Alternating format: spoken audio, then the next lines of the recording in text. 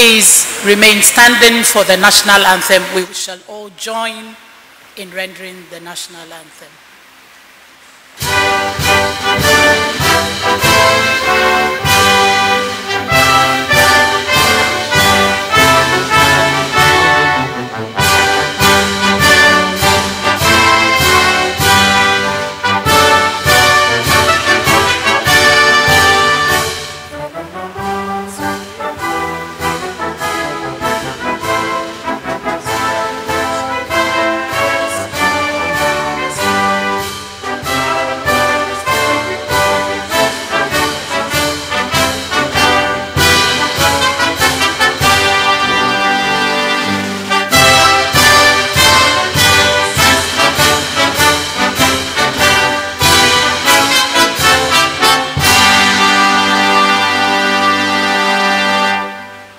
Thank you. Please be seated.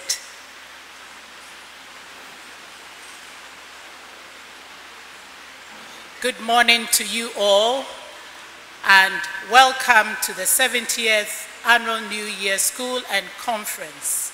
It is my pleasure to call on the Registrar, Mrs. Mercy Hazel Eshia, to proceed with a welcome address and introduce our chair for this morning's session. Shall we welcome the Registrar?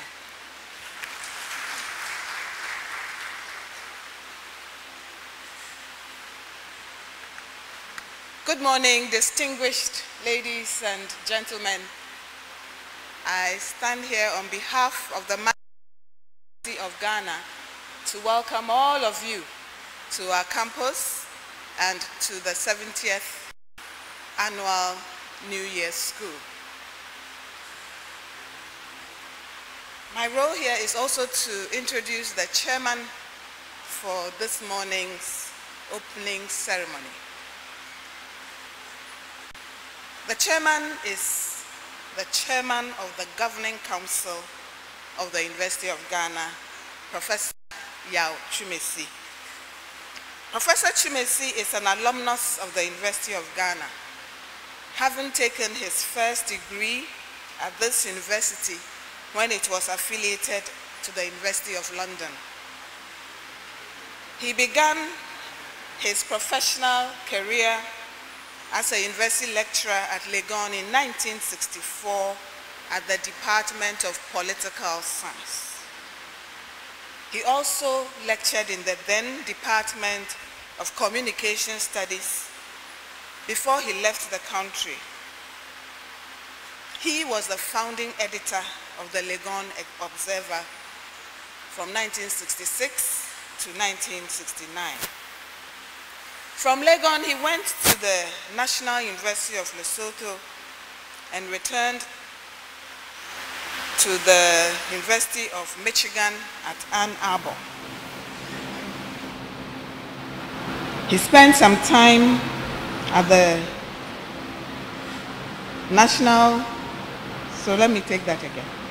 From Legon, he went to the United States of America and taught at the University of Michigan at Ann Arbor. He spent some time at the National University of Lesotho and returned to the University of Michigan until 2006, when he returned to Ghana. While in Ghana, Professor Twumasi worked with the Institute of Economic Affairs. There he traveled around the country to do research work on the Constitution and related subjects. In July 2017, Professor Twumasi was appointed the chair of the University Council, University of Ghana Council. Ladies and gentlemen, you would agree with me that our chairman for today's function is most suited to play the role. I now call on Professor Twumasi to start today's program. Thank you so much.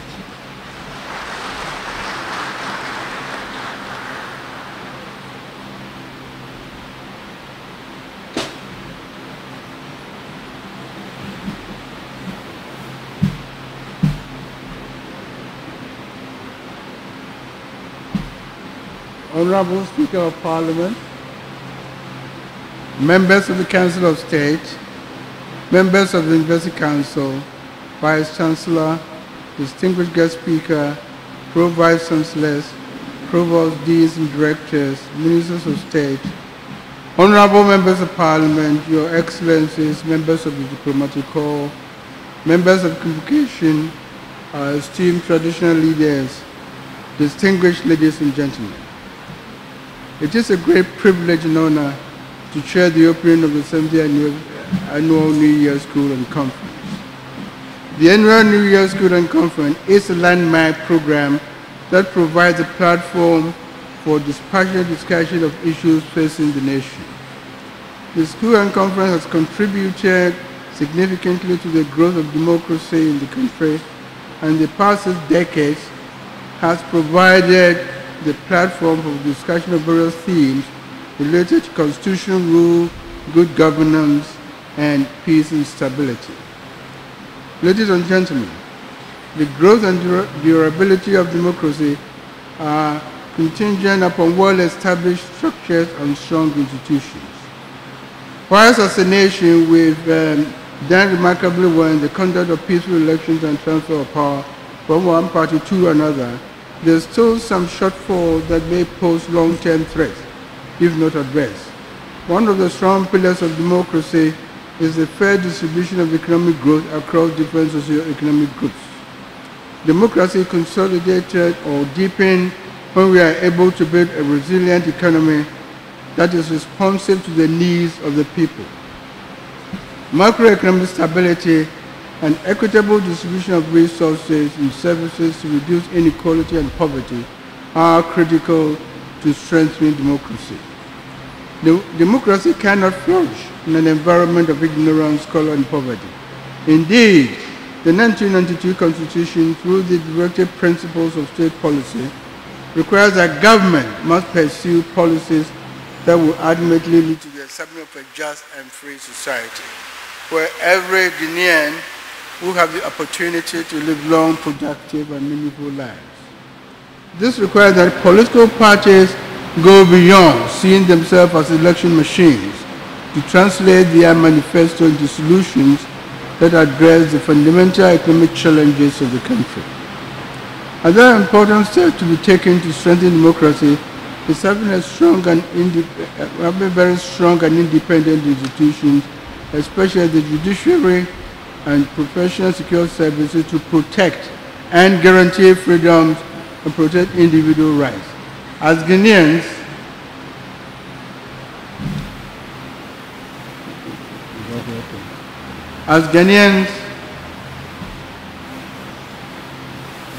we should be able to live in peace and security if the institutions established to protect us are working efficiently and effectively. Also, we need strong civil society groups and media to hold governments accountable and to ensure that the citizenry is able to participate meaningfully in decision-making. Accountability should guarantee the active participation of all in decision-making and encourage all to take responsibility for building strong institutions. This all-important aspect of government cannot be left to the population alone. It must be our collective responsibility. Now, I think I have to confess that I have personal and professional interest in the theme of this year's New Year's School. And I would therefore like to make two comments on this theme.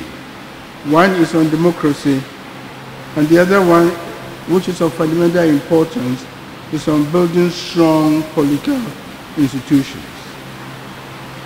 My understanding of democracy in Ghana, as elsewhere, is a political system with three characteristics or principles widely accepted in the political community.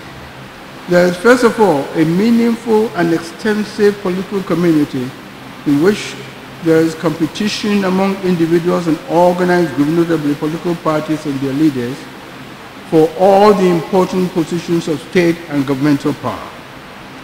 This competition occurs at regular intervals and excludes the use of force and violence. Secondly, democracy means, in the words used by Lincoln, that it is the government of the people, by the people, and working for the interests of all the people. But this is just a slogan. In practice, it means the existence of an inclusive level of political participation by the people. And the people, of course, as you know, is defined differently in different countries and by different constitutions. Sometimes the people are people 21 and above, excluding lunatics. Sometimes the people are from 18 and above, so it's defined differently but by all the people. And this participation should take place in all these. And this selection of leaders must take place in such a way that no individual or major social group are excluded. And since the people are many, only their representatives offer themselves for election. Finally, there must be in existence in any democratic political community a level of civil and political liberties sufficient to ensure the integrity of meaningful political competition and participation. If you don't have that freedom, you cannot vote. So this means in practice that people must have certain basic rights, including freedom of expression, freedom to vote without fear, freedom to form political parties and associate with others for this purpose, freedom from arbitrary arrest, and the right to criticize the government. Historically, we have had problems, consolidation democracy from 1957 to 1992, as you probably well know. Beginning 57, and then it all changed very early by 1960, after 3 years, when democracy was just fairly new. And then from 1960 to 66, we had the Republican Constitution.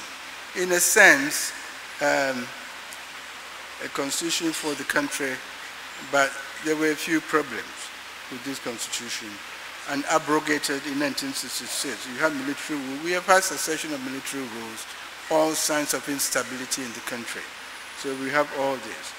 And then, which means that we have had problems consolidating democracy in this year, from 57 right through to 1992. I can go on and on, but don't have to bore you. We went to after that, back to civilian rule and back to civilian with the bourgeoisie. Then we also had to go to military rule, back to Le Mans, and then we had to go back to military rule. And it's only in 1992 that we began a new experiment in democratic processing. So, in other words, we have had problems consolidating democracy. And what I mean by this is that I'm using the term democratic consolidation to denote the process by which institutions, procedures, and rules of democracy acquire value and stability over time in our society. And these are accepted as legitimate by all the people. The second point I would like to make relates to political stability, effective and legitimate governments, and political systems, strong institutions, effective governments, and legitimacy. Democracy is also only one aspect of the process of political development, just one aspect. It's a form of government. There are others. Other fundamental developments have been occurred in most complex societies, leading to the rise of political communities, which may be defined in terms of the relationship between political institutions and social forces in the society. The social forces may be kinship, may be religion, may be ethnicity, socio-economic and political entities. But once the social forces are complex and not based on just a single force, like religion or kinship or monarchy, disagreements and conflicts will arise. Once you have so many social forces, people will compete for so many things, for wealth, for status, for power, and all these are things people compete for in society. And so you have conflicts, because people have different ideas. And these conflicts can only be resolved if the forces decide to come together and create a political community through the creation of political institutions. And this is important. And no single social force, ethnic, class, social, or political, can dominate the society. Or any attempt to do so will lead to anarchy and civil disorder. Social forces emerge from processes like modernization, wars, and other things, and they bring in new groups, new individuals, new ideas, and so on and so forth. So you have instability in society precisely because the entry of all these groups and individuals in society. And it poses a problem for political order. To maintain political order and have stability, political institutions must emerge. And once we have this type of political community, in other words, people and social forces have to find a way to resolve political disputes and conflicts which arise in our society. The way of resolving conflicts must be totally independent of all the social forces which brought them together in the first place. And this way of resolving conflict must be repetitive, for the power of this social force is exercised through these ways and these codes of behavior. So it must be repetitive. It's in this way also that political institutions are formed, and the power of each social force is brought into harmony with the interests of all the ethnic, linguistic, and political forces. The repetitive pattern of behavior is what we call political institutions. If you do it for a long time over a period, it's what is called political institutions. In such political communities, organizations, procedures, formally for the transfer of power from one set of politicians or generational politicians to another, are well developed and have value over time and are accepted by the people as legitimate, that it is right to do so. The process by which this value and this legitimacy acquire over time is what is called political institutionalization, which is a process which goes on all the time. Such societies which have political institutions are very stable. They have effective government. They're legitimate. They can govern. And when they govern and send orders and instructions to people, the people accept these as legitimate, i.e. that those sending the orders have the right to do so. And this is important. And this is why political institutionalization. And such societies are not confined to democracies. You can find them anywhere. We all cite examples from Western Europe and the United States. Of course, they have very strong, powerful institutions, independent of people, independent of the social forces. They exist all the time. But they can be found also in communist countries, like China. Strong institutions. You have to do everything through these procedures, these orders. And monarchies, like Swaziland, like Monaco, all these are important. So the distinction one is trying to draw here is between stable, effective, and ordered political systems as constructed with unstable ones characterized by coup d'etats, political insurgencies like Somalia, violent and frequent changes of government, and in many countries where elections are disputed and rejected by political opponents like DR Congo and so on and so forth. These are indices of political instability and civil disorder. Now, Ghana has had a history of instability, as I said, from 1957 to 1982. I don't want to bore you, but we can discuss this and maybe break into groups. I hope you will discuss this. And that is why we need to think carefully and very deeply about how to strengthen our democracy. We have had political stability from 1992, surprisingly, for 25 years to 2019, and we must be proud of it.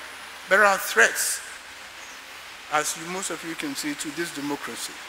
Politicians who lose elections and think they must win elections talk of wars. What wars? It's instability. What wars? It leads to instability.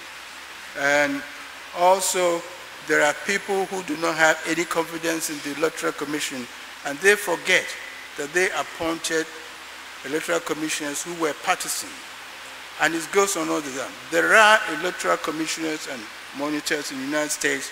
I know that I lived in Wild, Michigan, where you do have political officials, as attorney officers and that kind.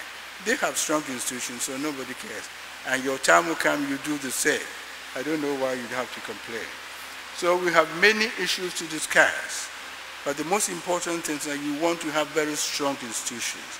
And whatever you have to have repetitive patterns of political behavior. You establish a parliament, this is where people move along. It must be there all the time. An executive, political parties, they must be there all the time. And that is why I think the theme of this New Year's School is appropriate. Building strong institutions for democratic consolidation. I wish you all productive discussion and very pleasant stay in Lagos. Welcome to Lagos.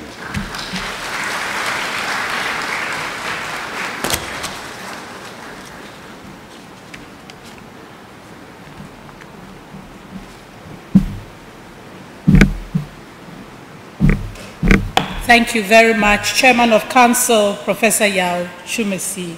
We shall now hear from the Acting Provost of the College of Education and Dean of the School of Continuing and Distance Education, Professor Michael Tego. Shall we welcome him?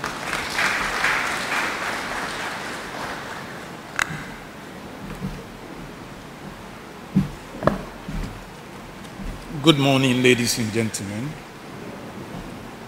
The Honorable Speaker of Parliament, Chairman of the University Council, members of the Council of State, members of the University Council, Vice-Chancellor, Academic and Students Affairs, distinguished keynote speaker, honorable members of Parliament, ministers of state, the representative of the Chief Justice, His Lordship Justice Ni Ashikote, Justice of the Supreme Court, Vice-Chancellor, Research, Innovation and Development, Registrar, Provost, Deans and Directors, members of Convocation, Nime, Name, Nananum, distinguished invited guests, participants of the 70th Annual New Year School and Conference,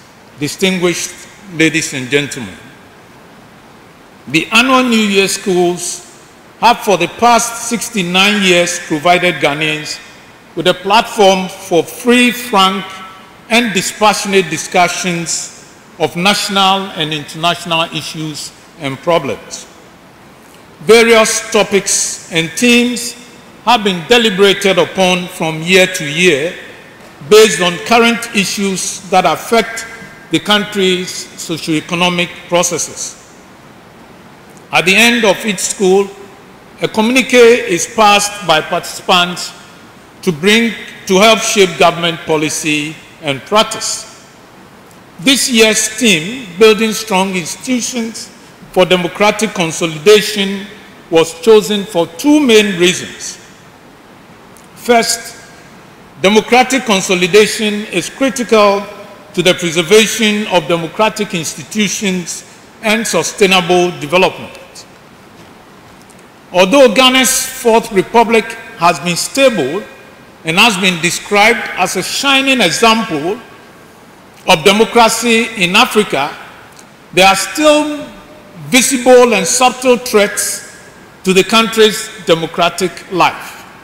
For example, the country continues to experience spate of ethnic, political, and domestic violence. Another threat to Ghana's democracy is corruption. Corruption erodes the foundation of trust that individuals have in the political leadership and institutions.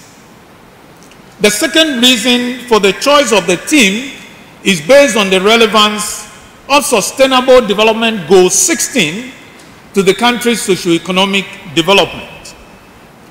Sustainable Goal 16 enjoins government to provide access to justice for all and build effective, accountable, and inclusive institutions at all levels.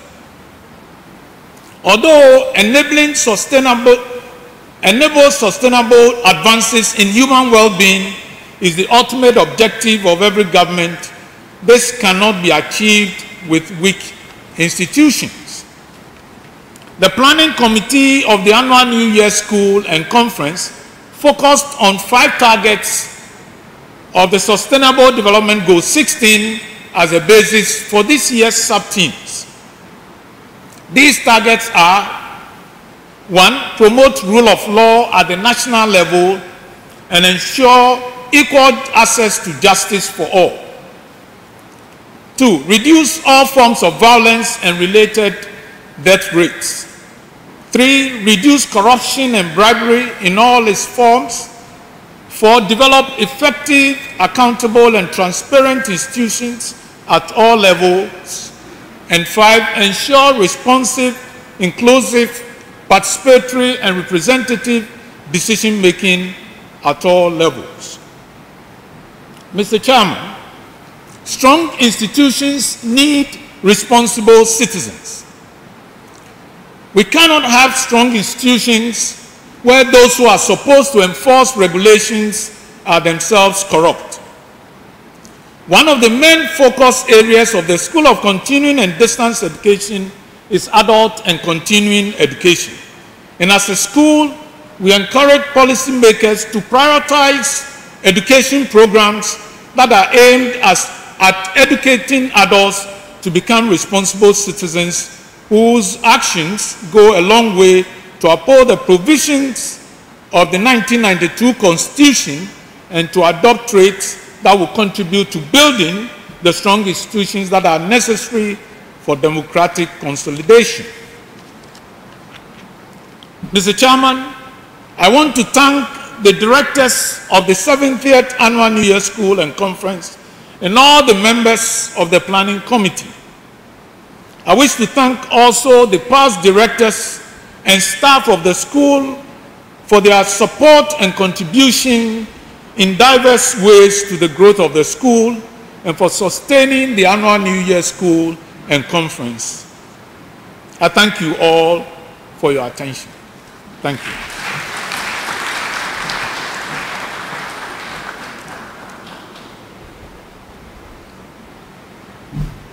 Thank you very much, Professor Michael Tego, Provost, Acting Provost of the College of Education and Dean of the School of Continuing and Distance Education. Distinguished ladies and gentlemen, it is now time for the Vice-Chancellor's address. The Vice-Chancellor's address will be delivered by our Pro-Vice-Chancellor for Academic and Student Affairs, Professor Kwame Ofe. Shall we welcome the Pro-Vice-Chancellor?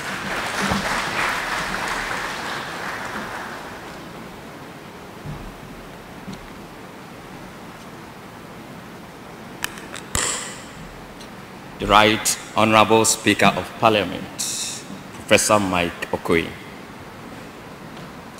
members of the Council of State, the representative of the Chief Justice, His Lordship, Professor Ni Ashikote, Chairman and members of the University Councils, Pro-Vice-Chancellor for Research, Innovation and Development, Registrar, Provosts, Deans and Directors, Ministers of State, Honorable Members of Parliament, Your Excellencies, Members of the Diplomatic Corps, Distinguished Guest Speaker, our esteemed traditional rulers, distinguished ladies and gentlemen.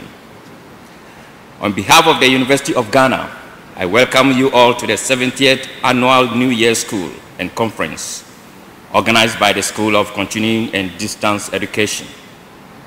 Over the years, the Annual New Year School and Conference has been a source of great pride to the university. We congratulate the School of Continuing and Distance Education for keeping the program going for this long. Being the first major event on the university's calendar in the year, it has for the past 6 decades provided the opportunity for individuals to gather at the University of Ghana to share their views on national issues and to discuss solutions to the nation's problems. During the period that the annual New Year School and Conference has been organized, themes have been carefully selected, covering diverse issues of national concern. This year's theme, Building Strong Institutions for Democratic Consolidation, resonates with the public and their opinions today. The theme addresses one of the fundamental challenges in deepening our democracy. Mr. Chairman, weak institutions lead to the erosion of democratic dividends, contribute to the draining of the nation's resources that could be used to improve public services, negatively affect the growth of the country, and can lead to the cessation of democratic rule. The University of Ghana, as an important institution in the development of Ghana's human capital, has undergone several changes to strengthen its own governance structures. The introduction of the collegiate system and its review after 4 years of implementation provides the university with the rare opportunity of identifying its shortcomings and improving on the system to enhance efficiency and effectiveness of delivery of services to students and staff. The University of Ghana continues to make significant efforts to help build stronger institutions in the country and seeks to use the 70th Annual New Year School and Conference, as well as other platforms, to further strengthen these efforts. Building strong institutions come with challenges. Many people would be comfortable or take away some of the privileges they are used to. The enforcement of rules and regulations and compliance are critical strategies in ensuring any change. To bring about change and hope in Ghana, there is the need for strong institutions headed by bold men and women who will apply the rules and regulations without fear or favor, malice or ill will towards any citizens. What the nation needs to consolidate its democracy is a new crop of leaders who will be able to challenge the status quo because they themselves are above reproach. The university will continue to champion this cause and contribute to the training of this new breed of leaders, as well as the establishment and sustenance of strong institutions that our nation needs.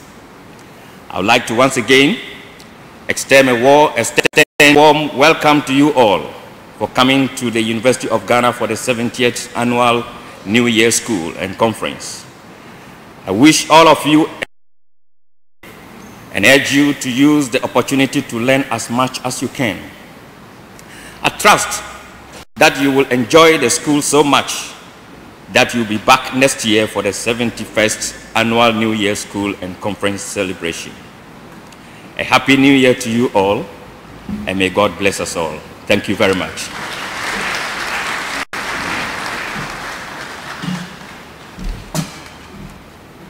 We shall now have a musical interlude, the Ghana Dance and Song, and would like to thank our Pro-Vice-Chancellor, Professor Kwame Ofe, for delivering the Vice-Chancellor's address.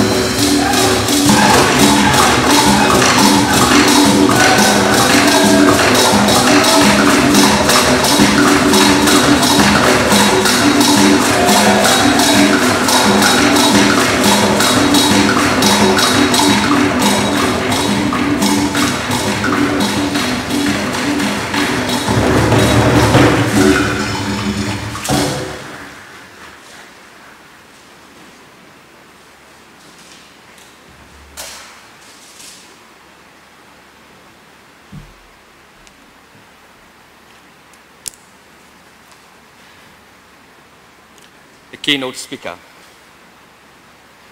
Our keynote speaker today is in the person of Professor Joseph Achu-Ayi. Joseph Achu-Ayi is a professor of political science in the Department of Political Science, University of Ghana, and a senior fellow, Institute for Democratic Governance. He holds a BA honors degree and Masters in Public Administration degrees from the University of Ghana, which he acquired in 1978 and 1982, respectively, and a PhD in Political Science from the Hebrew University of Jerusalem, Israel, which he acquired in 1992. He has held the following positions: UNESCO, United Nations University Chair in Leadership Studies, University of Jordan; Emeka Anyoko, Visiting Professor of Commonwealth Studies, University of London; Deputy Vice-Chancellor of the University of KwaZulu-Natal, South Africa; Rector, Mount Crest University College, Accra; Dean, Faculty of Social Sciences, University of Ghana; Head, Department of Political Science, University of Ghana; President, Men's Fellowship, Agri Memorial Society, AME Zion Church, Mamprobi; and National Secretary and President, Kita Secondary School, past as Students Association. Professor Ayi has 201 publications.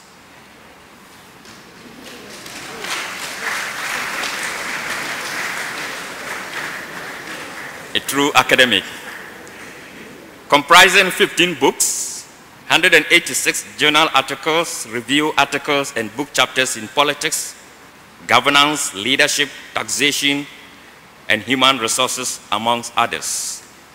Some of his latest publications include Ghana's election of 7th December 2016, a post-mortem;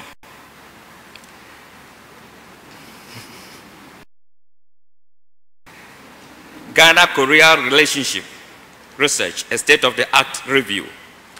He is also currently editing a book on Ghana, 6 Decades of Independence, an appraisal, which is yet to be published.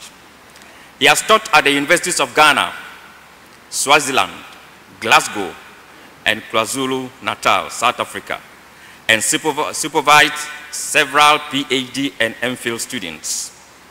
He has served as externals examiner and assessor for several universities, both locally and internationally, consulted for several organizations, and presented papers at several conferences, workshops, and seminars.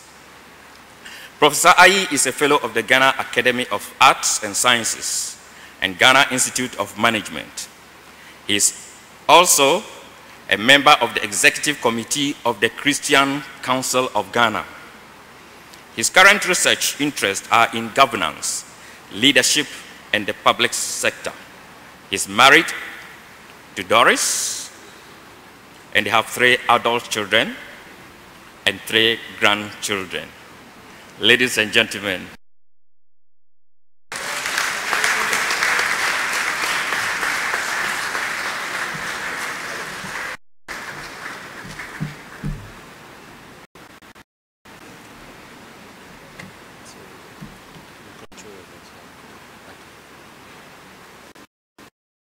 Right Honorable Speaker of Parliament and members of Parliament, members of the Council of State, representative of the Chief Justice,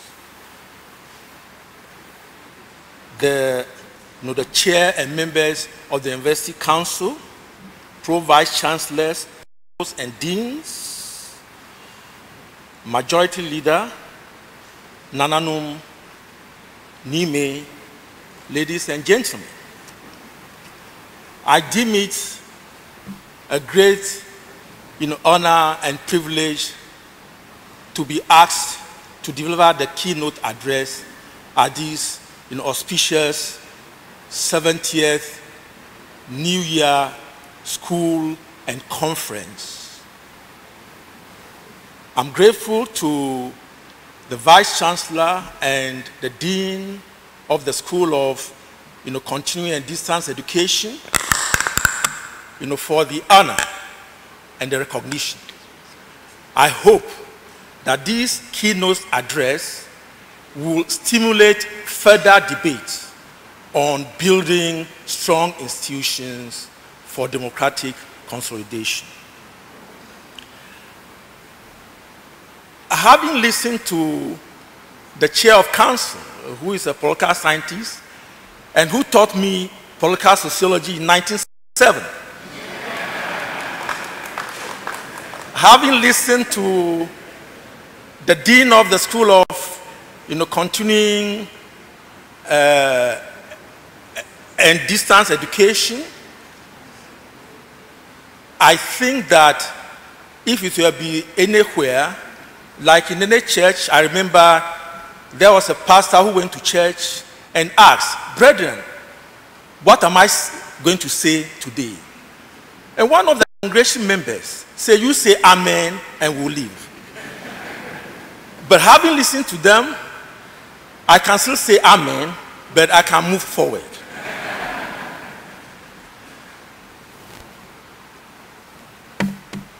Now, I want to flag or highlight 4 messages. So if you are here and the address is too long for you, remember these 4 messages. 1, that strong institutions and democratic consolidation are mutually reinforcing. If you are dealing with strong institutions, you are dealing with the rules of the game. And what are the rules of the game?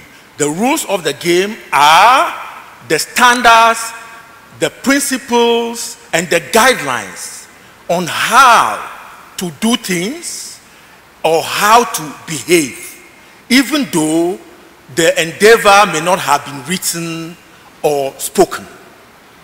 So the rules of the game, very important. So that is institution. They are mutually reinforcing because if you look at democratic consolidation, it says that democratic institutions are the only game in town. And if that is the only game in town, it means that democratic institutions are there and there is no other option. There is no better option than democratic institutions. And indeed, the institutions and the behavior are not to pose obstacles to democracy and governance. And that's why I said, if you are looking at strong institutions and democratic consolidation, they reinforce each other. They are complementary. That's the first message.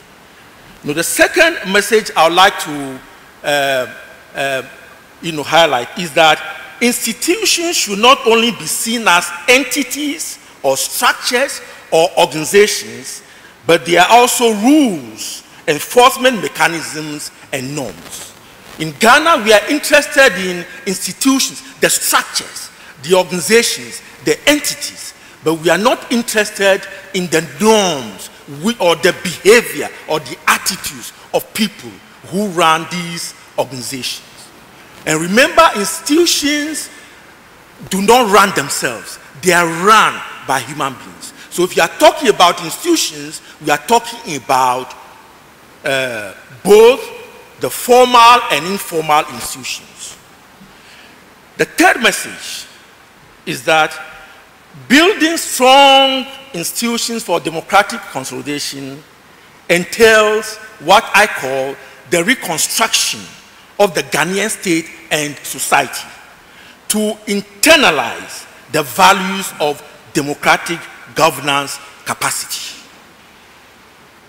And finally, the fourth message is that constitutional, legal, institutional, financial reforms will not alone build strong institutions without the necessary attitudinal and behavioral changes, since, as I said earlier, institutions are operated by men and women. Against this backdrop, I set out to address 4 issues in this paper, in this address. I've been given 40 minutes, so I'm going to run a little bit. So first, I'll look at what are the 3 reasons why we need institutions. The second thing is I'll define strong institutions and democratic consolidation. Then 3, I'll do a review of the state of institutions and democratic consolidation in Ghana today.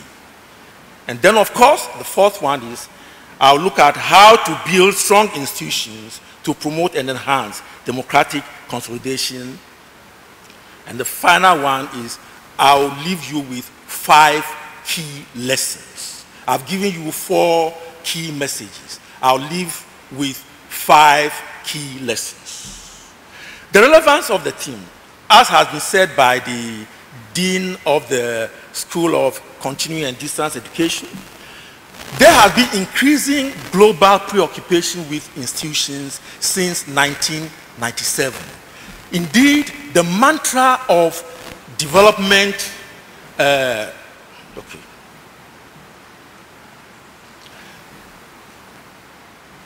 mantra of development actors is the dictum, institutions matter. And the argument is that if you have strong institutions, you are going to have development, you are going to have developmental governance capacity. So all throughout, people are saying, how can we build strong institutions? And no wonder, in 2002, the World Development Report of the World Bank has a whole theme devoted to building institutions for markets. And then, of course, as has been said, goal 16 of the Sustainable Development Goals indicate peace, justice, and strong institutions. When President Obama came to Accra in July 2009, he made a very important statement that Africa does not need strong men, but strong institutions. But you see, people have misunderstood him, saying that, oh, but strong institutions, he has relegated leadership to the background. The strong man President Obama was referring to is the authoritarian and dictatorial leaders. That's what he was trying to say. So you need transformational leaders to be able to have strong institutions. If leadership is weak, the institutions also will be weak. The second reason why strong institutions are very important is that they reinforce and realize the values of good governance, accountability, transparency, the rule of law, a strong judiciary, vibrant civil society, ability to provide services, an efficient public sector, meritocracy, etc., etc. So, those are the two. The third one, which I think is very important, is that last Monday, 7th January, Ghana celebrated 26 years of constitutional rule. And so, another 4 years, we have entered 30 years, we have been a generation. 30 years, but 26 years. We need to look ahead and see whether within the next 4 years, can we build strong institutions? And I think the theme is a stock-taking exercise. Stock-taking exercise for us, that we should go back and see how have we fared as a nation in the past 26 years in terms of our institutions and in terms of democratic consolidation. But I think that the stock-taking exercise equally applies to the university and the New Year School to rebrand and retool themselves. Now I want to move on and look at my definition, because if we're able to understand the definition, then you begin to understand what the paper is about. So what are strong institutions? Now, institutions, as I said, are structures, organizations, or entities. They are rules, but then they are also enforcement mechanisms. So if you are an entity, you cannot enforce your own rules, then you cannot be qualified to be called an institution. And as I said, institutions are the rules of the game. Now, there are formal and informal institutions. The formal institutions are the entities, the laws, the checks and balances, the processes, all the acts, etc., etc. But if you are talking about informal institutions, you are referring to the broader norms and values that can influence behavior. I'm emphasizing this because in Ghana, the emphasis is not on the norms and the values which will determine behavior, but we are interested in creating institutions, what I call fragmentation of institutions. And as I've said, these two terms are mutually reinforcing. They talk about institutions, but at the same time, they talk about the behavior and attitudes and the challenges they pose. Now, so let me just move to review the state of institutions and democratic consolidation in Ghana today. I agree that 26 years, we've made some gains or some progress. No doubt about that, 26 years. But I would say that the current state of institutions and democratic consolidation in Ghana may be described as either weak or in crisis. I'll return to that, please. Now, so what are the gains, the gains that we've made? The 1992 Constitution, in spite of its imperfections, defects, has served us very well. Indeed, the Fourth Republic, in terms of longevity, is the longest. We've made some strides, and the Constitution has provided the policy and institutional framework for the realization of a just and a free society. Indeed, our motto is freedom and justice. And since 1957, it has become a rat race. How do we have a free and just society? It has eluded us. I'll come back to that later. Now, if you look at our institutions, they have performed well. Ghana is not a basket case. And I always, when my friends, whenever we meet at conferences or they're in Ghana, they always say that, why are you Ghanaians critical of your institutions and structures and all that? And all that I tell them is that we are living, we are seeing the institutions, how they behave, but you are looking at the institutions from afar. So what you see from afar will be different from what I see close to the situation. So we are saying that the institutions have performed their mandates well, in spite of the problems. The formal structure, the executive, the legislature, the judiciary, they've all contributed their quota to democratic consolidation. There is relative peace, stability, and the international community has always commended Ghana for its democratic credentials. We've had 7 successive elections resulting in 3 alternations of government in 2001, 2009, and 2017. In fact, some people also indicate that this is the test, that if you're able to change from one government to the other, it's also a test of democratic consolidation. So some people, Huntington, he said 3, and we have had 3, so it means that we have consolidated democracy. Then, of course, on the economic front, in spite of the challenges, we have achieved the lower middle income country status. Extreme poverty has been halved. In spite of district and regional disparities, we've also implemented social protection programs, etc., etc. And then, of course, we have also implemented one of the most comprehensive decentralization policies on the African continent, in spite of the challenges which I'll come to later. So these are the gains. We've made strides, but I think that we need to move away from being complacent to getting there, getting to the realization of a free and just society since 1957. The deficits. So there are serious deficits. I've described the state of institutions and democratic consolidation as either weak or in crisis. Now, what are the crises, or why do I say they are weak?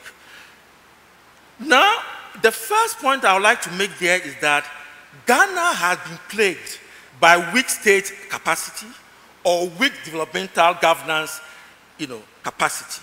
And there I'm referring to the inability of governments to design and implement policies and programs for growth and transformation and to provide good governance. We have not been able to achieve it. Even though we are more or less crawling, we have not started walking yet.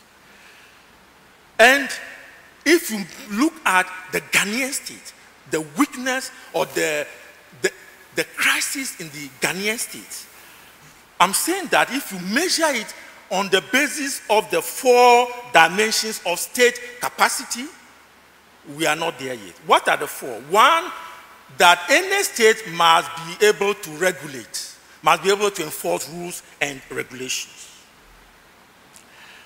Must be able to regulate society behavior. It's not only rules and regulations, but regulate societal behavior.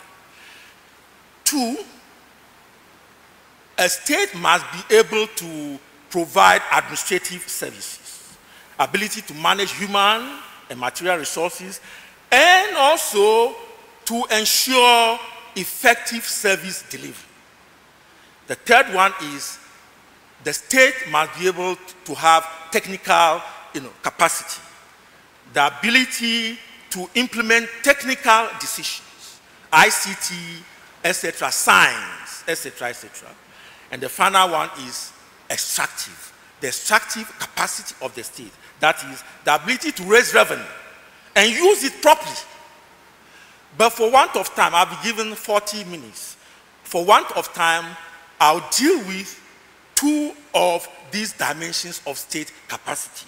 That is the regulatory capacity of the Ghanaian state and the administrative capacity of the Ghanaian state.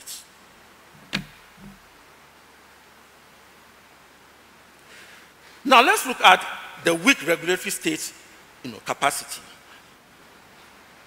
The 1992 Constitution, in spite of the progress that we've made, has actually contributed to the weak regulatory state capacity in Ghana. The power of the president is huge, it's large. Some call it extensive. We also have a hybrid system of governance, and all these have reverberated into other sectors of governance, causing institutional paralysis, weak checks and balances, and ineffective transparency and accountability. The Right Honorable Speaker, on the 10th of October last year, delivered the alumni lecture, and he dealt with this. And if you listen to Professor Philip Bondi Simpson's lecture on functional constitutionalism last Monday, he also dealt with some of these issues. I'm not going to go into detail. But you see, if you are talking about the weak capacity of the state is unable to enforce compliance or rules and regulations. We have a lot of them. The Electoral Commission are unable to regulate political parties. They do things as they like. They are supposed to bring their accounts after elections. They are not able to do that. there is no regulation on the election calendar, so after election, right from the word-go, campaign will start. So political parties are doing election-related issues for all the 4 years. No regulation. In some countries, immediately the following day, even your banners or what you call your posters or your billboards will have to go off. But if you go to around Accra now, there are billboards of candidates and political parties 2 years after elections. The Electoral Commission has not been able to enforce rules and regulations. If you look at the banking sector, it's a serious one. The Bank of Ghana, being the regulator, has not been able to do its work of just simple supervision. That's it. In Ghana, we are not good at supervision. We're only good at doing other things, creating institutions. Oh, this institution is not doing well. Let's create another one. When the question is one of supervision, simple and short. We have not been able to fight corruption in spite of the National Anti-Corruption Action Plan. The institutions have, the Commission on Human Rights and Administrative Justice has not been able to do that. But you see, one of the things I realized is that the weak regulatory state is the outcome of the narrow perspective on institutions. We look at institutions narrowly, that institutions are entities or structures or organizations. But you don't look at institutions from a holistic point of view. So if we are creating institutions, we should also be looking at the norms and the values. How are they able to enforce their own rules and regulations? Now I'll come to the weak administrative state, capacity. Now over here, I'm going to look at how are services provided. One of the basic functions of any state is the provision of services, what is called administrative services: sanitation, water, electricity, issuance of passport, issuance of driving licenses, issuance of birth and death certificates, issuance of registration of businesses, etc. But we have not been able, our institutions have not been able to perform this work, leading to a loss of trust in the institutions. Indeed, Afrobarometer round 6 survey 2015 shows a decline in public trust and confidence in key state and public institutions such as the presidency, parliament, the judiciary, the police, the electoral commission, local government institutions, and tax agencies. Indeed, actually, a 2018 Afrobarometer report indicated that they asked citizens some questions that if you are faced with a problem, who are you going to go to?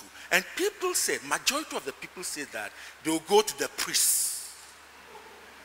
Right? They'll go to the priest or they'll go to the chiefs. They are not, because the assemblies cannot perform basic function of sanitation. I don't like evaluating district assembly, metropolitan, municipal district assemblies on the basis of the 86 functions which they have been given. I evaluate them based on the basic thing of sanitation, and it is abysmal. Now, so that's one. So the weakness of the ability of the state to deliver services. But then also, I have realized that the transition from one government to another has weakened our institutions. We have what we call transition or protocol appointments as a result of the president's extensive power. And so people are recruited based on loyalty, but not on the ability to deliver. I've heard people say that if you do not buy into the vision of the president, then you cannot be appointed. So how can we move away from partisan politicization of appointments to actually appointing people based on merit? Because remember, if you appoint incompetent people, what you get will be incompetent institutions or entities. Now, so majority of Ghanaians are dissatisfied with public service delivery, etc. But you see, one of the things that I have also realized is that the ineffective service delivery is also attributed to inadequate budgetary and logistics support. That if you want to build institutions, you must give them the resources. We don't do that. The President of the Republic addressed the annual conference of the Nigerian Bar Association in July 2018. And he made a very important point that since he came to office using 2016 as the base, the budgetary support to Parliament has increased to 82%, and budgetary support to the judiciary has increased to about 35%. But we have representatives of Parliament and the judiciary here. If what the President is saying is correct, then they can affirm that it is. Then, of course, we also have, I said that we have implemented one of the most comprehensive decentralization policies on the continent of Africa. But we are still not there. Incomplete political, administrative, fiscal, and economic decentralization, and sometimes leading to re-centralization.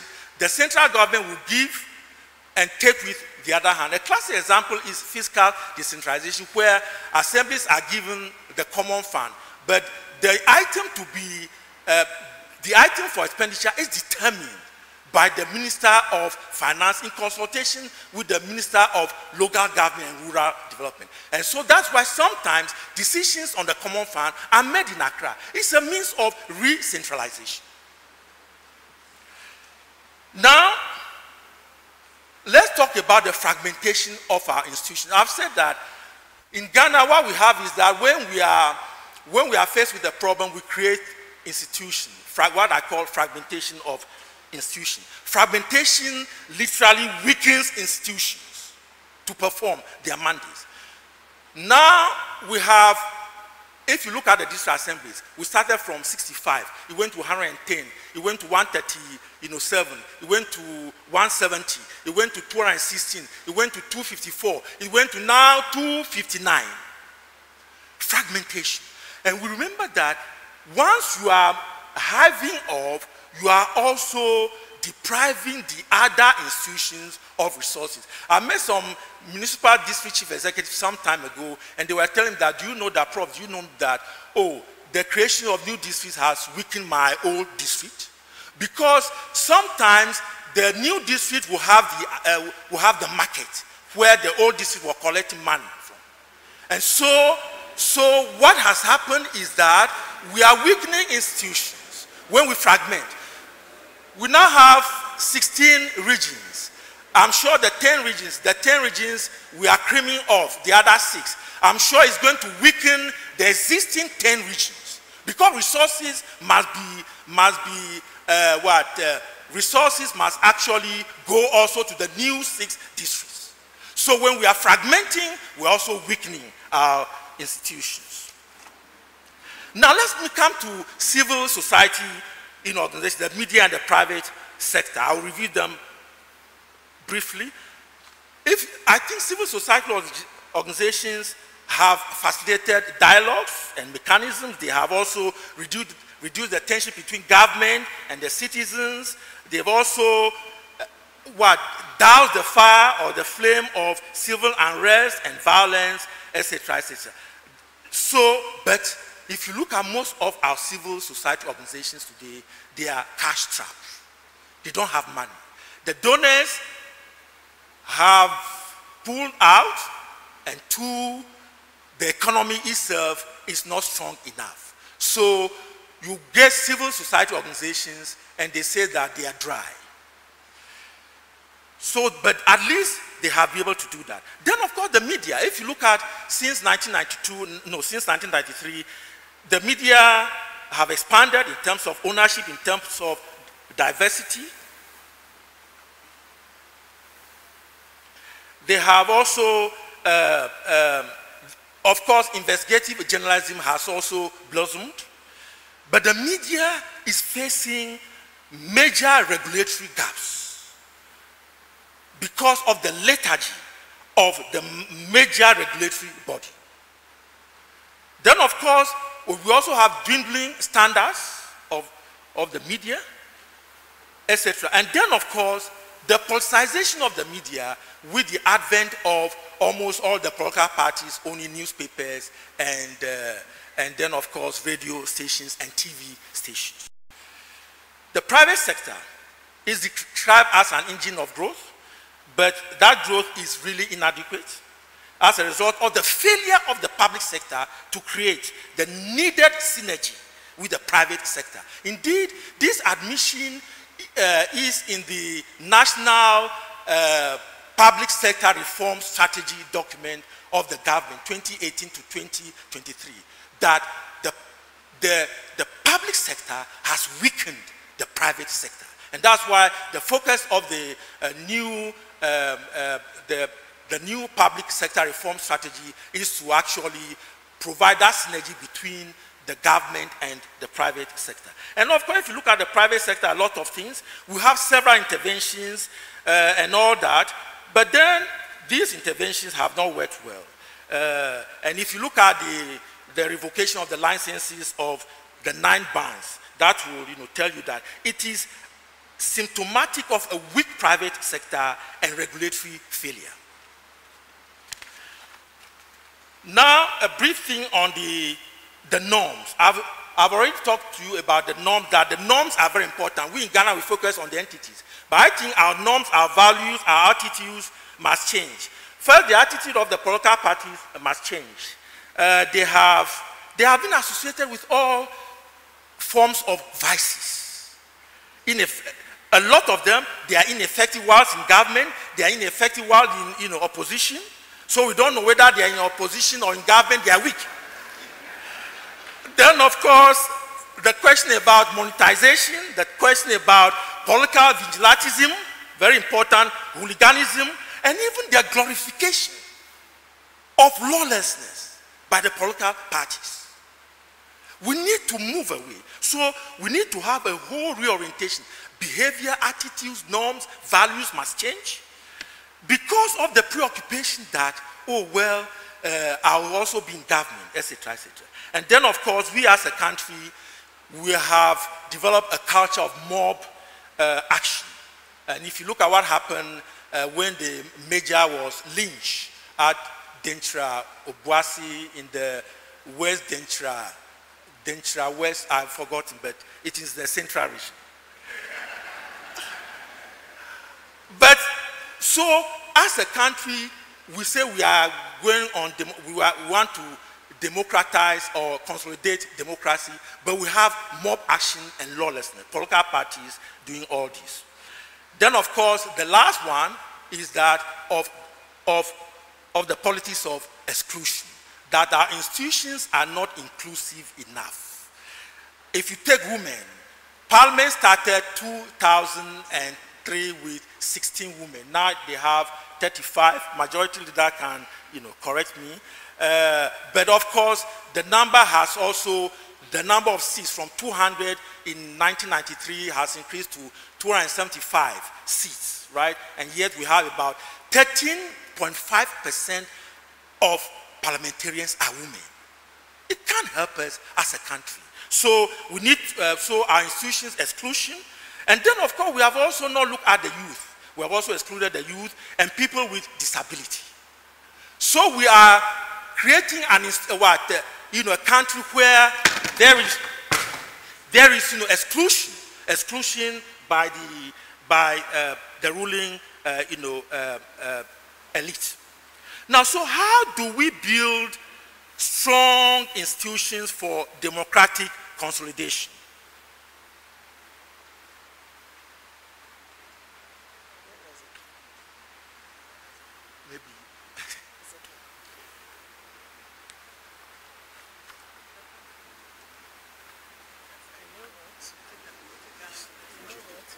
How do we build strong institutions for democratic consolidation?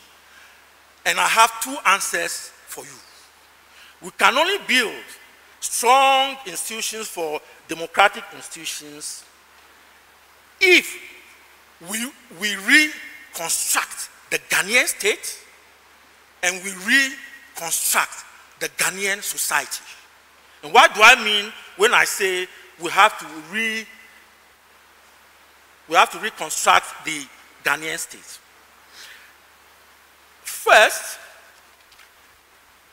I have divided this into components.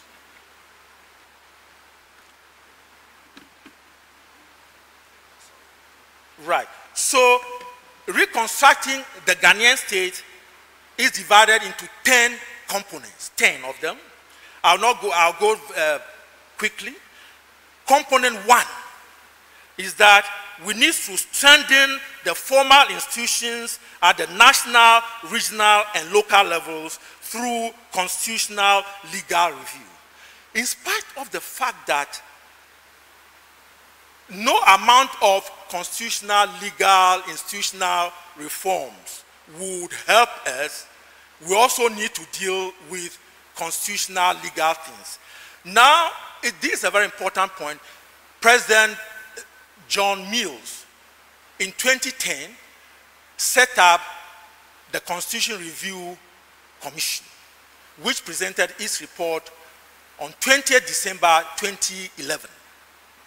And out of that, the CRIC, the Constitution Review Implementation Committee, was set up.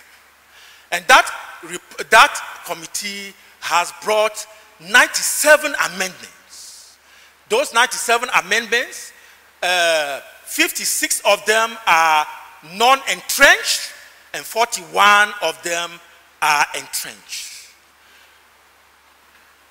And with the transition from one government to the other, those recommendations or those amendments are yet to be implemented. Meanwhile, we have spent $6.3 million on the work of the Constitution Review Commission. So I would want to say here that, is it not possible, since the leadership of Parliament is here, is it not possible for the leadership of Parliament to adopt the 97 amendments? And constitutional lawyers have told us that it is impossible to do 97 amendments to one constitution. So it's better you rewrite the constitution. But we must take, so is it not possible to look at 3 or 5 major amendments to go forward? And fortunately, the President of the Republic has directed that Article 55(3) of the Constitution, which is an entrenched provision, should be amended to enable political parties to participate in decentralized local governance. But people also say that it's piecemeal approach to constitutional review.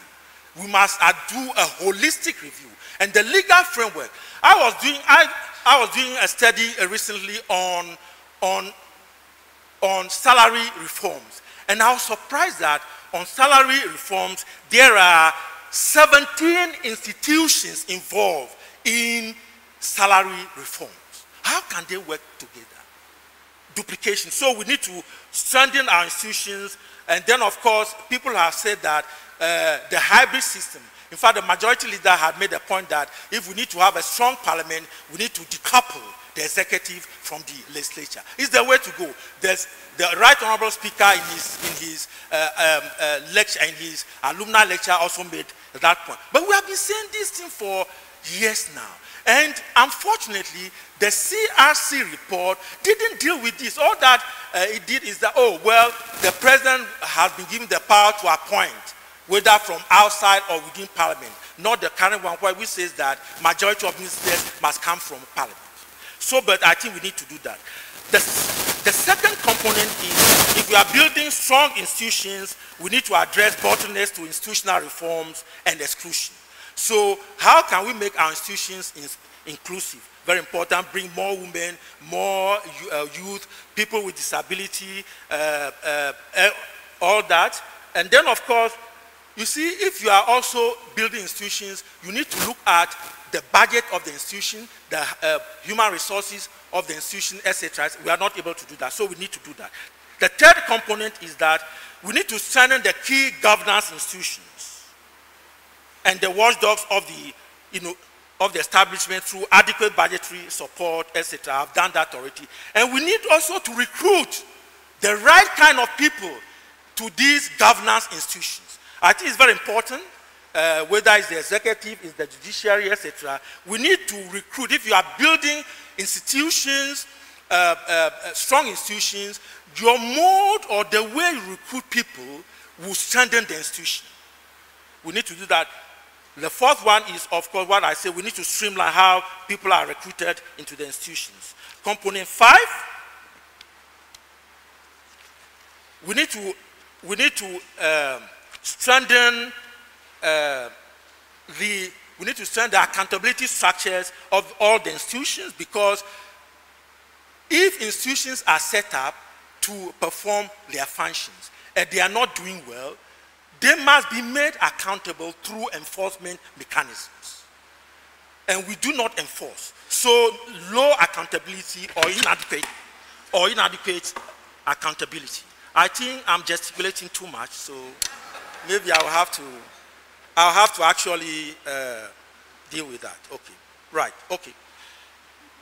The seventh component, the sixth component is that building strong institutions also implies bolstering democratic arrangements.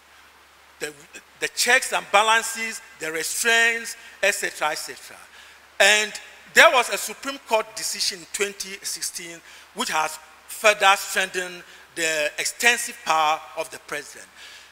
The Ghana Bar Association filed a declaration at the Supreme Court seeking for a declaration on the fact that successive presidents in the Fourth Republic have persistently disregarded some provisions of the Constitution in terms of the appointment of justices of the Supreme Court. So whether on the advice of, on the approval of, or in consultation with, etc., etc. And then, of course, a broadcast journalist also went to the same Supreme Court and also seeking a declaration about the appointment of the chair and deputy chairs of the Electoral Commission. And the Supreme Court ruled that the president had done no wrong, that it would be a mark of judicial absurdity to actually give them the relief that the GBA and then, of course, the broadcast journalists had done. And that the president had done his work and has consulted these people and all that. So we need, again, that brings to mind the letter and the spirit of the Constitution. I think we have been interested more in the letter of the Constitution and not the spirit behind it. Because is the consultation done, is the advice done, is the approval sought, etc., etc. So again, we need to actually deal with this. So how to build restraints, checks and balances, etc., etc. They're important. The seventh component is that we need to strengthen our institutions through consolidation or amalgamation. When we are faced with a problem, we do not merge institutions. But it's happening now. For instance, the NAFTI and the GIJ are due for merger or are being considered for merger. Likewise, the National Council on Tertiary Education and, of course, the National Accreditation Board. And, of course, we have recent mergers in the banking sector. But across the board, generally, we are interested in fragmentation and not consolidation. Institutions are consolidated and they make them stronger. But if you fragment them, you are weakening them. Component 8. I made a point that we have implemented one of the most comprehensive decentralization programs on the African continent. But yet still, we need to actually deal with genuine decentralized local governance and move away from re-centralization. And I think the president's point about amending Article 55 to enable political parties is in the right direction to actually strengthen local development and bring in political parties. Now what is happening is that when a party loses at the national level, it goes to sleep. But if you have political parties contesting local governance elections, then it also reduces the winner takes all, because PNC and others, the minority parties which are no longer in parliament, will find space at the local level and also have a say in executive power at the local level. Component 9, it will also deal with the whole issue of the conflict between MPs and MMDCs. Component 9, we build strong institutions with ICT. It has always been the case. The countries which have made it have actually gone ICT. It reduces opportunities for corruption and all that. So ICT is very important. In Ghana, again, the point is that we said we have gone ICT, but you go there, the system is down. The software is dated, or the logistics are not there. We need to actually move forward with ICT. And then, of course, the last component is if we're able to deal with ICT, because information is power, we also need to deal with information. You see, the problem in Ghana also is that we cannot store and retrieve information. Record keeping by institutions is weak. Building strong institutions will also entail, building the record keeping ICT capacity of the institutions to store information, retrieve information, etc., etc. Now, how do we reconstruct the Ghanaian society? I'm on my last leg now. It has 9 components. How do we reconstruct Ghanaian society? How do you build strong institutions for democratic consolidation? We need to reconstruct Ghanaian society. The first one is that component 1.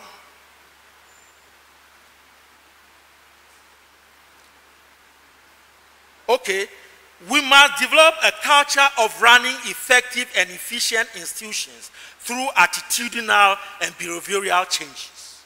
That institutions don't run themselves, they are run by human beings. And if you only deal with the structure or the entity, you must also deal with the human being. So attitudinal, behavioral changes are very important. We need to deal with that. Then the second component is that we need to develop a better understanding of institutions as rules of the game and democratic consolidation as the only game in town. Component 3, the country is really polarized.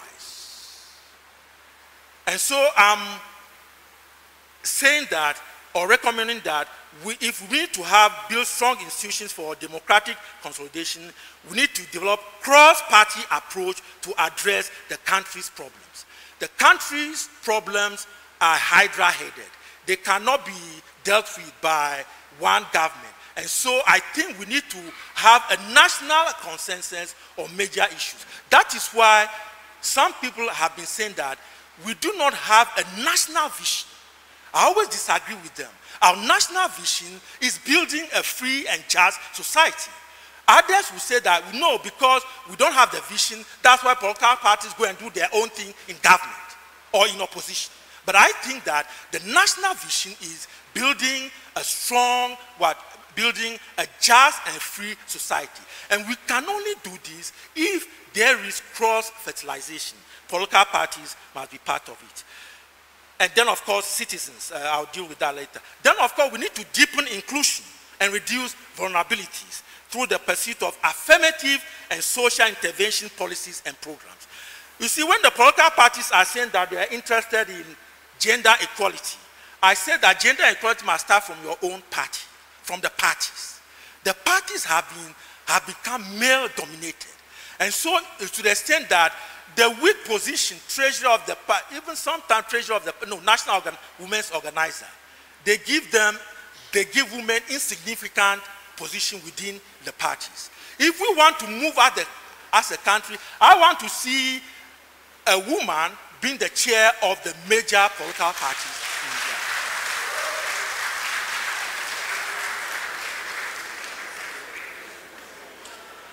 Component 5, we need to develop trust and confidence of the citizens in institutions through deepening integrity and fighting corruption. Corruption has always been with us, but we need to deal with it because corruption weakens institutions. It has been said, several studies look at the point that corruption has undermined confidence and trust and the capacity of institutions to deliver. So we need to deal with corruption. We've been saying all this while. But corruption, unfortunately, has been politicized by the political parties. And I think we need to move away from this polarization, politicization, etc., all these lizations. We must move away from them. Then, of course, component 6, we need to deepen collaboration between the public and private sectors. We have been saying that the private sector is the engine of growth, but government must show more commitment to create the enabling environment for the growth of the private sector. And I'm very happy that the national strategy, public sector reform strategy, has identified this. I only hope, because we are fond of putting things on paper, but implementation enforcement is weak. I only hope that synergy between the public and private sector should be able to be forged. Component 8, I've talked about the weakness of civil society and media in terms of money, cash trap. We must begin discussion on public funding of civil society organizations and the private media. Because if we agree that they have been the countervailing force in terms of democratic consolidation, then of course, if they are cash trapped, we need to start a national dialogue on public funding of civil society organizations and the private media. Of course, the discussion can go on. How do we do that? There are ways by means we can do that. Other countries have done it, and I see no reason why we in Ghana cannot do it. Component 9, which is the last one, we must manage our resources well and increase revenue. All the things about building strong institutions, money, all the things, money lies at the heart of any public administrative activity. And so we need to actually manage our resources, reduce the leakages or deal with the leakages, and also increase revenue. I think this, and the Minister for Finance will be glad at this recommendation. Now, what are my 5 of them? I would say that 1, building strong institutions should involve constitutional, legal, and institutional reforms and attitudinal behavioral changes. They must go together. We cannot say review the constitution when the people who are going to man the institutions are not competent to do so, or they have not changed their behavior. 2, building strong institutions is not an easy or quick venture. It takes time, money, courage, and patience to do it. Building institutions takes time, money, courage, and patience to do it. 3, I've already said, strong institutions and democratic consolidation are mutually reinforcing. The 4th one is that government should take the politics, should get the politics right. In all this, all that I have said, I think transformational leadership or transformative leadership is very important. And the transformative leader must be able to design and enforce. It's not a question of designing, formulating policies, implementing them, even implementation is weak, but enforcement. In fact, it has been said that a country can move forward if it's able to design, enforce, and sanction. 3 ways. If you want to move this country forward, we must design, we must enforce, and we must sanction. And finally, Mr. Chairman, building strong institutions include bolstering democratic arrangement through checks and balances, accountability, civil rights, decentralization, democratic discourse, and norms of anti-corruption, of rejection of favoritism, of meritocracy, and above all, serving the public interest. Majority of Ghanaians do not want to serve the public interest, but they want to serve their own interests. Mr. Chairman, I'm done.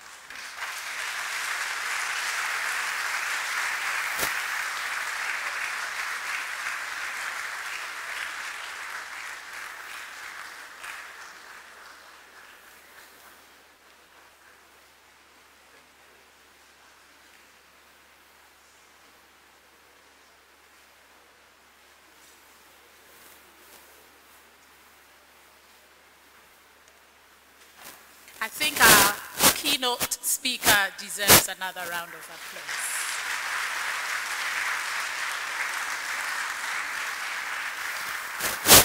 We shall now have a short interlude from the Ghana Dance Ensemble.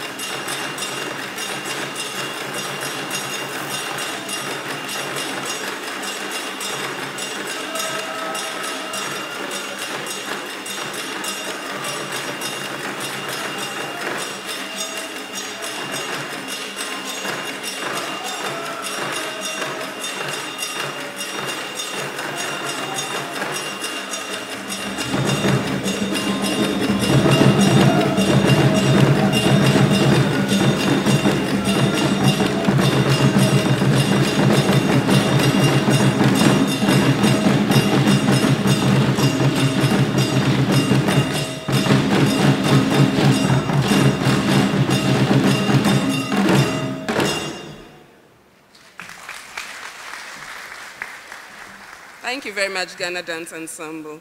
Ladies and gentlemen, it is my distinct privilege to introduce our special guest for this morning's ceremony. Professor Aaron Michael Quay is the Speaker of the 7th Parliament of the 4th Republic. He's a barrister of the Supreme Court of England and Wales and is also a senior member of the Ghana Bar. His working life has been mainly a combination of private legal practice, lecturing in political science, doing active politics, as well as pastoral work. He has researched and written extensively on good governance, conflict, political education, decentralization and development, human rights, military intervention in politics, non-governmental organizations, rural development, and gender issues. He's a keen advocate of the rights of women, including affirmative action. His numerous books and articles have been published in England, Canada, the United States, South Africa, Zimbabwe, and Ghana. Professor Oquaye served as Ghana's High Commissioner to India between 2002 and 2004, Member of Parliament for Dome Kwabenya from 2005 to 2013, Minister of Energy between 2005 and 2006, Minister of Communications from 2006 to 2007. He was the second Deputy Speaker of the Parliament of Ghana from 2009 to 2013. A Baptist pastor, Prof. Oquaye is married to Mrs. Alberta Oquaye, and they have adult children. His hobbies include soccer, table tennis, reading, writing, and music. Distinguished ladies and gentlemen, please join me to welcome the Right Honorable Professor Aaron Michael Oquaye to deliver his address.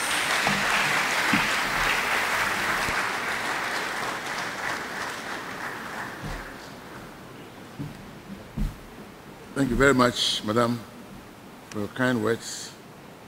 Distinguished Chair, members of the Council of State, Vice-Chancellor of the University of Ghana, Council members, representative of the Chief Justice, Professor Ni Ashikote, members of Convocation, University of Ghana, professors, academics, lovers of learning, Professor Adai Mensah, Professor Adai, Professor Jangba, Professor Mrs. Melinda Greenstreet, whose husband taught me public administration in this university, and an old-timer for this very occasion that we are celebrating, Registrar of the University, Provost College of Education, Ministers, MPs, the Leader of Parliament, Nana Dr. J. Mensah Bonsu, MP, members of the Diplomatic Corps, other members of Parliament and ministers, Nime, Name, members of think tanks, media personnel, all attendees and participants, some of whom have been regular participants of the school for decades, distinguished ladies and gentlemen. We are, and we have, celebrated 25 years of constitutional rule. And I believe that not a better topic could have been chosen for this occasion, but for what we have. It's important for us as a nation to examine from time to time the trajectories of our political history and the things that we've passed through unto this time. After all, the unexamined life is not worth living. The First Republic lasted from 1960 to 1966, 6 years. The Second Republic, 27 months. The Third Republic, 27 months. The Fourth Republic has chalked 25 years. We have cause to congratulate ourselves. Many of us have experienced it all. from one party, Preventive Detention Act, Article 55 of the 1960 Constitution, whereby the President had constitutional power to dissolve Parliament and rule by presidential decree, and whereby in 1964 we gave even our President more powers to turn aside court judgments as he sat in Flagstaff House. We've seen constitutional experimentation, and these have sooner than later turned back into revolutionary experimentation, union government, a government of People's Defense Committees and People's Courts, revolutionary justice of all dimensions, the killing of judges, virtually as an official policy of letting the blood flow. We've had the occasion thereafter, having gone the full scale of all manners of trials and errors, to assume a constitutional rule. This constitutional order definitely is akin to strong institutions and the rule of law. It's got human rights provisions of unlimited nature.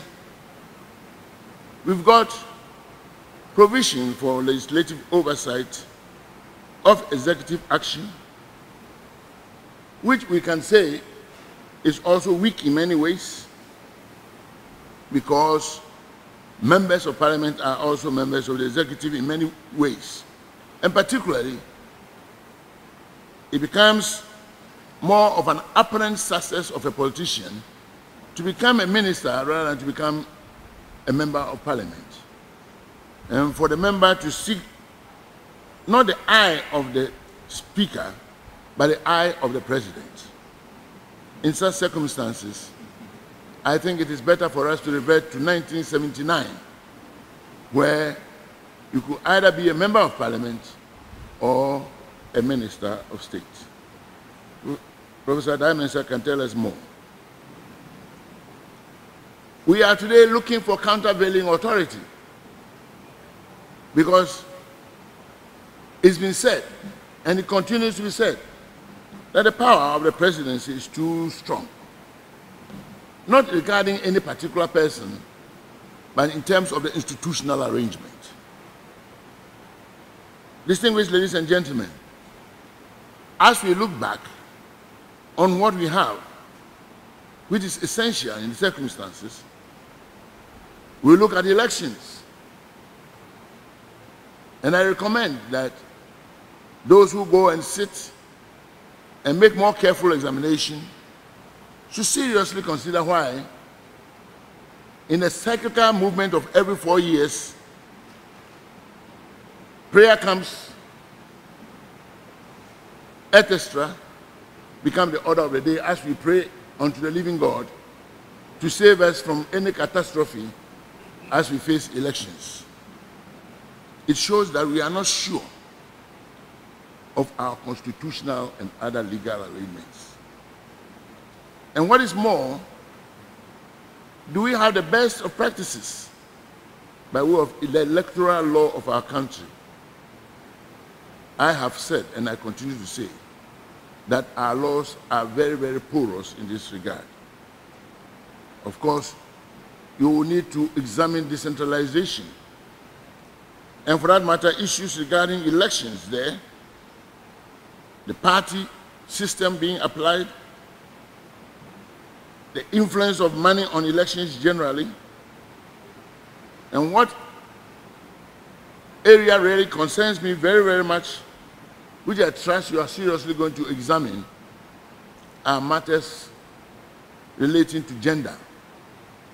Today, by global standards, Ghana is in the last 5th category, globally speaking, of women representation in Parliament.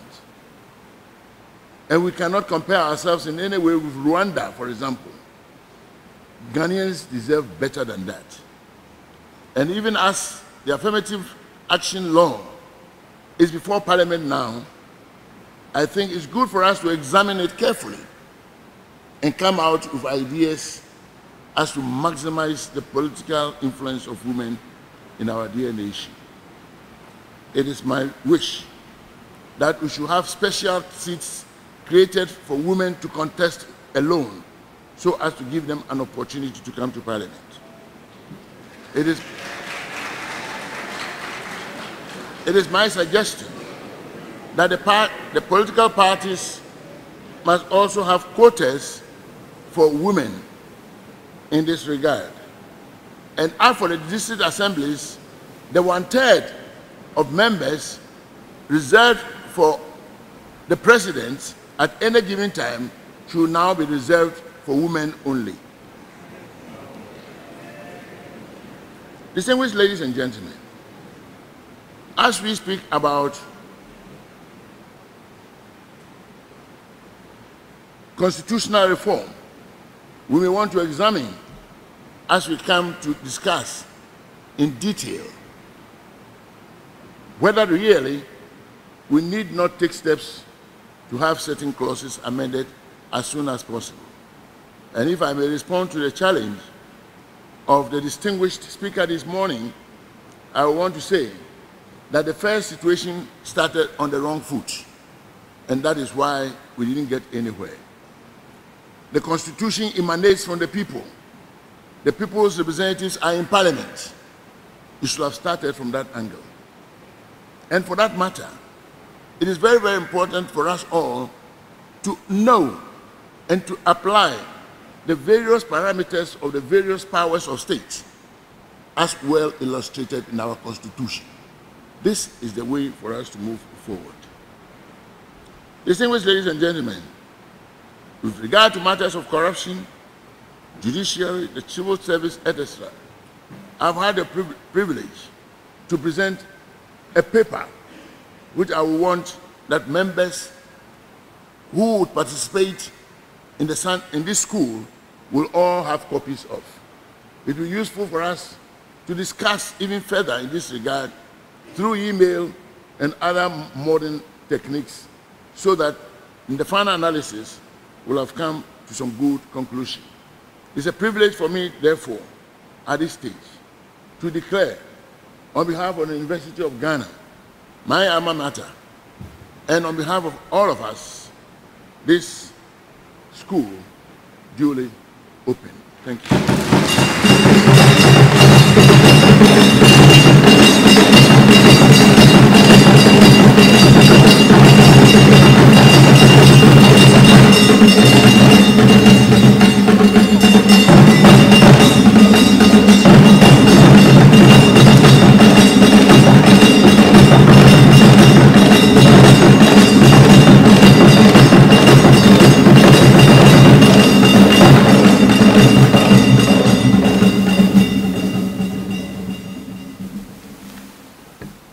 Thank you, Right Honourable Speaker of Parliament, the Right Honourable Professor Aaron Michael Quay, for opening the school.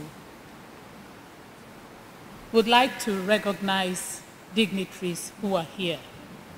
We acknowledge the presence of many distinguished persons here. While some are conspicuously seated, others may not be. For fear that I may leave some out, allow me to acknowledge all of you from among the categories of parliamentary leadership, from the judiciary, government officials, religious and traditional leaders, the diplomatic corps, current and former university officials. I hope this is well taken. Thank you. I shall now respectfully invite the Chairman of Council, who has chaired and presided over this morning's session, to give us his closing remarks. Shall we invite and welcome the Chairman?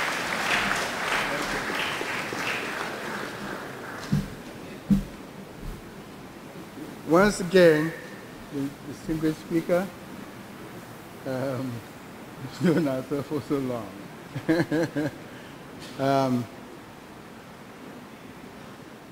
Professor Miles Okoye, I've known him since he was 7.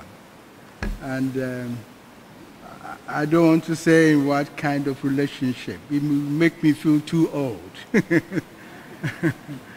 But Honorable Speaker, members of Council of State, members of the University Council, Vice-Chancellor, represented, of course, by the Pro-Vice-Chancellor, Academic and Student Affairs, the distinguished guest speaker, Pro-Vice-Chancellors, Provost Deans, Ministers of State, honorable members of Parliament, Your Excellencies, diplomatic corps, members of communication, our esteemed traditional leaders, and distinguished ladies and gentlemen.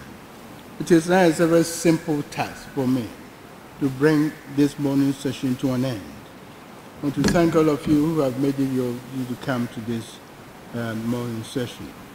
We're deeply grateful, first of all, to the speaker for making the time among his busy schedule to be the keynote speaker and to make the time to come. And Professor Ashikote from the judiciary representing the Chief Justice, and the keynote speaker, Professor Aswai, for coming to share his views with us, and all the other members, I can't name all of them, of the political elite, so many of them here, Parliament, and from many parts of the political landscape. Thank you all very much for coming. I also appreciate very much all of those who made this happen, those who put this program together, the administrative staff, and we're deeply grateful to them. And to all the young people, we appreciate your work. Finally, let me thank all of you for coming, for making the time to come here, and to retain your intellectual interest in Lagos still. I hope you sustain this for a long time to come. And we are deeply grateful, and that all of you can get home quite safely. Here's what we pray. Thanks a lot for coming to this session.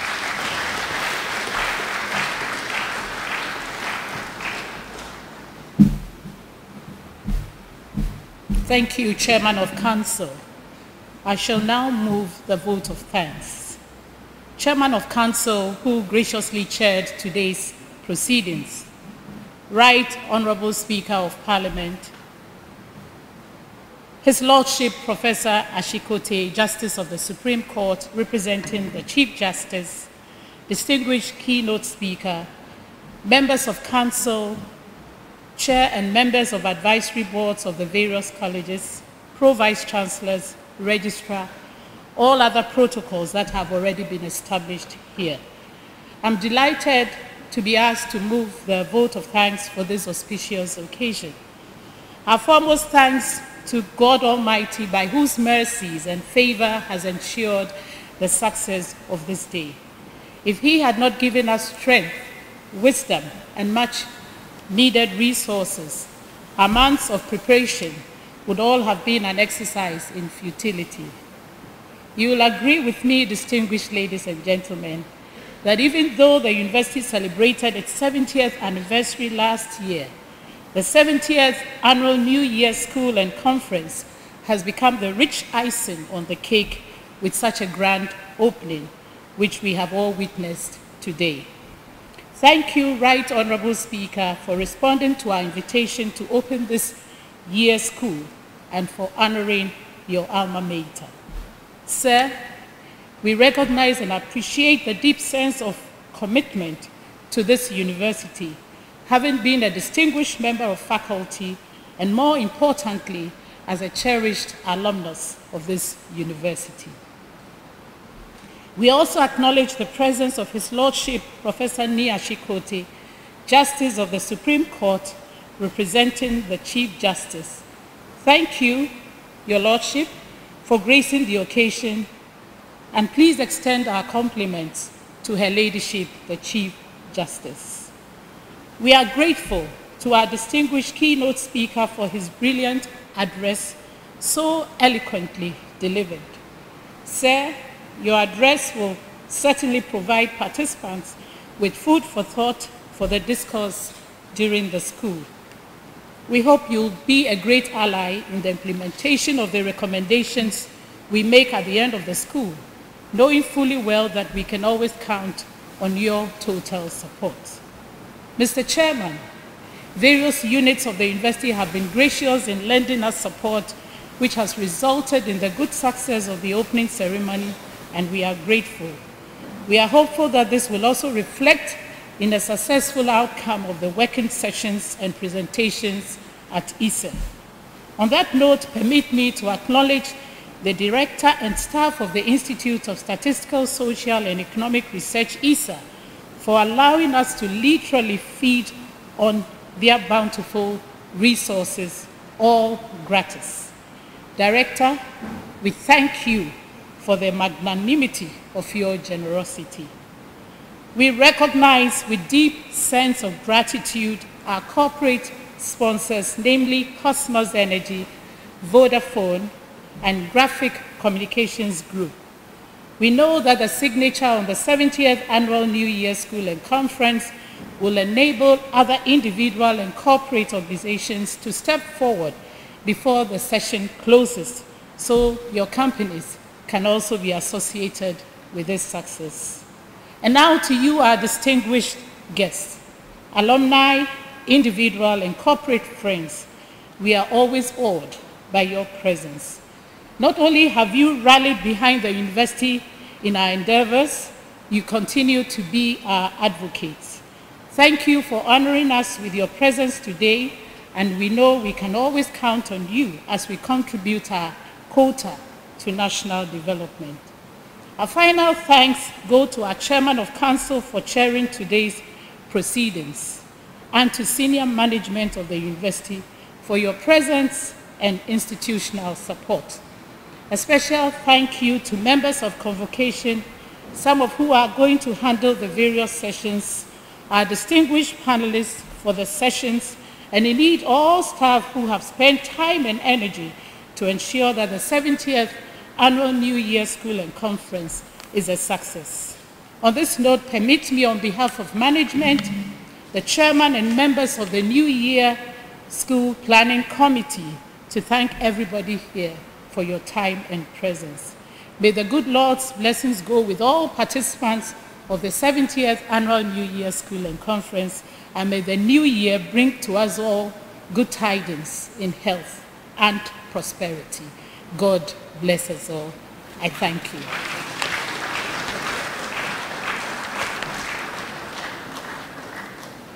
Before we rise for the university anthem, I'll crave your indulgence to give an announcement.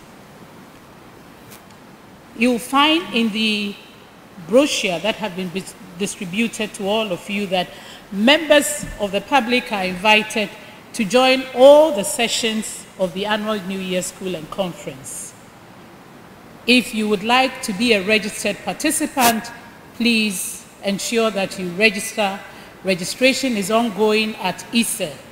For those who would just like to participate in the sessions, please note that meals and conference materials are for registered and paid-up participants only.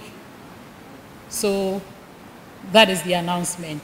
There are a lot of sessions that will be ongoing for the next few days, and we are all encouraged to attend or participate in them. They are free sessions. The difference is that if you are not a paid-up participant, you will not receive the conference materials and you will not have meals with us. You have your own, pay for your own meals. Thank you. On that note, shall we rise for the university anthem?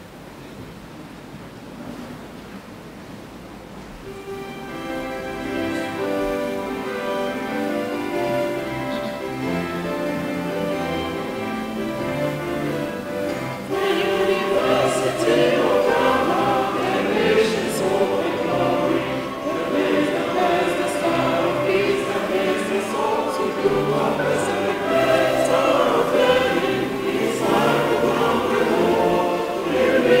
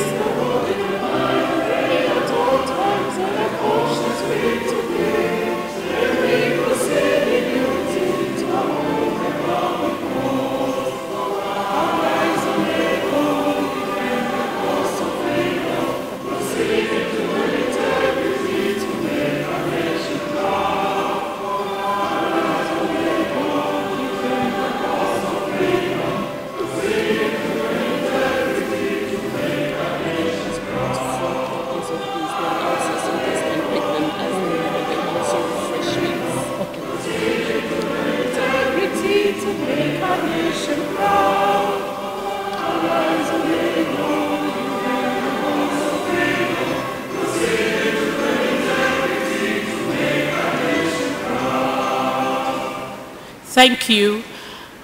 Daily Graphic or Graphic Communications Group, one of our corporate sponsors, is providing free copies of Daily Graphic.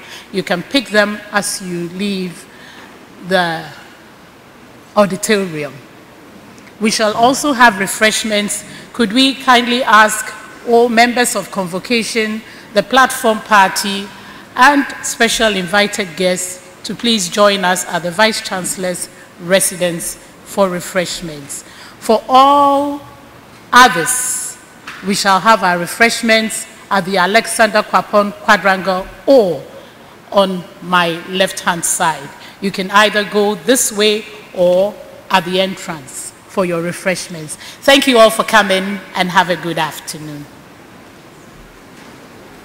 We shall have a group photograph of the platform party and our special guest. Can I kindly and respectfully ask those categories that we recognized to please join the platform party and members, participants of the annual New Year School and Conference for a group photograph outside. Please. I recognize some parliamentary leadership and government officials and some of our current and former officials. Please join the platform party and participants for the group photograph. Thank you all. Please remain standing for the recession.